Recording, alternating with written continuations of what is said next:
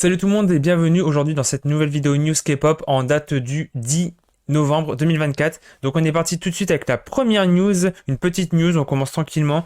Donc ce 4 novembre, Ciel a publié en story sur son compte Instagram des photos sur lesquelles elle pose avec les membres de New Jeans, Daniel, Annie et Minji, le chanteur Jay Park et l'actrice Jungho Yeon. Et il y avait également la mannequin américaine Gigi Hadid.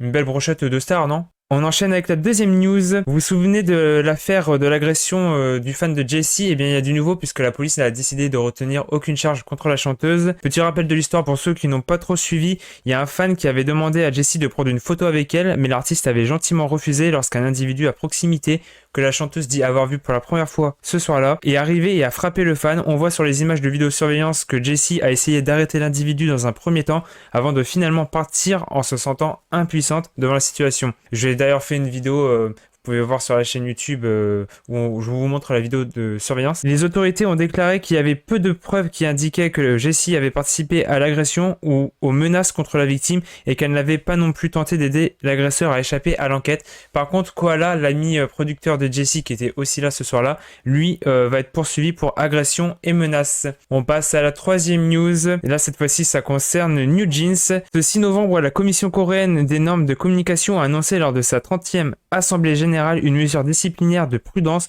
pour l'émission Inkingayo de SBS, car la chaîne a diffusé le 30 juillet 2023 une performance de New Jeans, donc là vous voyez à l'écran la performance, dans laquelle le groupe utilise un iPhone 14 Pro. Interprétant leur chanson ETA, les filles ont utilisé pendant presque 20 secondes le téléphone en référence au MV du morceau.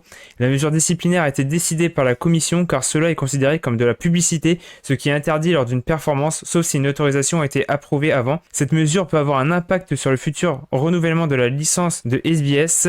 L'entreprise a déclaré: l'utilisation d'un concept de MV est une technique de performance courante et l'équipe de production n'a pas perçu cela comme un problème. Elles ont fait très attention à éviter l'exposition directe au téléphone. SBS a présenté ses excuses auprès des téléspectateurs et s'est engagé à renforcer les contrôles internes. Le directeur de la production de l'époque a d'ailleurs été remplacé. N'hésitez pas à me dire ce que vous en pensez dans les commentaires. Est-ce que vous trouvez ça sévère ou pas, ou est-ce que vous êtes d'accord? On passe à la quatrième news. 200 professionnels de l'industrie musicale ont voté pour la chanson K-pop de l'année. Voici le top 3. En première position, on retrouve Supernova d'Aespa avec 93 votes. En deuxième position, on retrouve Bam Young Gang de Bibi avec 42 votes. Et à la troisième place, on retrouve Happy de Day6 avec 17 votes. Ils ont également voté pour l'artiste de l'année.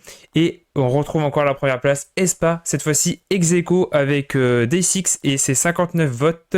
À la troisième place, on retrouve New Jeans avec 40 votes.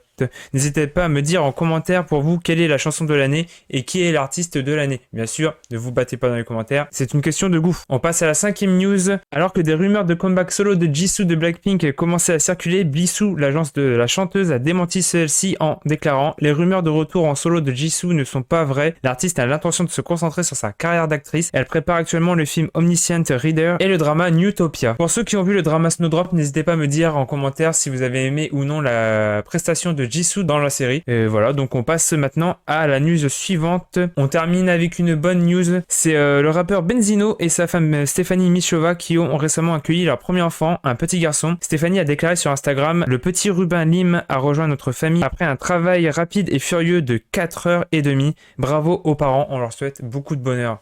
Voilà, ça fait du bien de terminer sur une good news. Et enfin, on termine avec les principales sorties de ces derniers jours. XG a dévoilé son deuxième mini-album. IVE a sorti en collaboration avec David Guetta un nouveau single. NCT Dream a publié le MV de Flying Kiss, un morceau qui sera retrouvé ce 11 novembre, donc demain si vous regardez la vidéo au moment où elle sort, dans leur quatrième full album. Et enfin, Vividzi est revenu avec son cinquième mini-album. J'espère que ces news vous auront plu. Donc moi, je vous dis à la prochaine pour une nouvelle vidéo. Et n'hésitez pas à me suivre sur les réseaux sociaux, Instagram ou alors Thread ou alors Facebook pour suivre les actualités K-pop au quotidien. Tous les liens sont en description. Allez, salut, à la prochaine.